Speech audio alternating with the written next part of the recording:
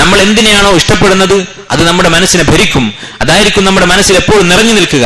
വിവാഹം ഉറപ്പിച്ച ഒരാൾ, അവൻ കുറെ ദിവസം മുമ്പ് ആ വിവാഹം ഉറപ്പിച്ച അന്നു മുതൽ വിവാഹം കഴിയുന്നത് വരെ അതിനെക്കുറിച്ചുള്ള ചിന്തയിലായിരിക്കും. ഒരു വീടുണ്ടാക്കുന്നവൻ അതിന്റെ പണി പൂർത്തിയാകുന്നത് വരെ അതിനെക്കുറിച്ചുള്ള ചിന്തയിലായിരിക്കും.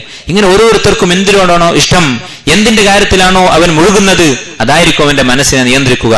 ആഖിറത്തിന് വേണ്ടി ഇബാദത്തുകൾ കൊണ്ട് തിരക്കിലായ ആളുകൾ അവരുടെ മനസ്സിൽ സ്വർഗമായിരിക്കും ഉണ്ടാവുക. ഈ ചിന്ത നമ്മുടെ മനസ്സിലുണ്ടോ എന്ന് നമ്മൾ ഓരോരുത്തരും പരിശോധിക്കുക.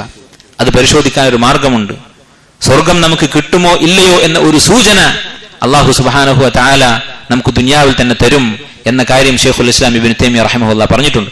അദ്ദേഹം പറയുകയുണ്ടായി, ഇന്ന ഫിദ് ദുനിയ ജന്നതൻ മൻ ലം യദ്ഖുൽഹാ ലൻ യദ്ഖുല ജന്നത്തൽ ആഖിറ. ദുനിയാവിൽ ഒരു സ്വർഗമുണ്ട്. നാളെ ആഖിറത്തിൽ ഹിസാബ് കഴിഞ്ഞിട്ട് കിട്ടാൻ ഉള്ളതാണ് യഥാർത്ഥ സ്വർഗം. എന്നാൽ ദുനിയാവിൽ ഒരു സ്വർഗമുണ്ട്.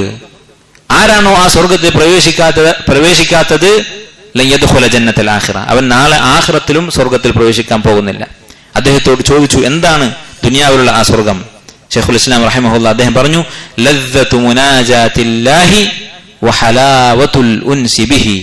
അല്ലാഹുവിനോടുള്ള മുനാജാത്ത്, രഹസ്യ സംഭാഷണം, അതിന്റെ സുഖം, അതിന്റെ ലദ്ദത്ത്, വഹലാവതുൽ ഉൻസി ബിഹി, അല്ലാഹുവുമായുള്ള ഇണക്കത്തിലൂടെ കിട്ടുന്ന മാധുര്യം, ഇതാണ് ദുനിയാവിലെ സ്വർഗം എന്ന് പറയുന്നത്.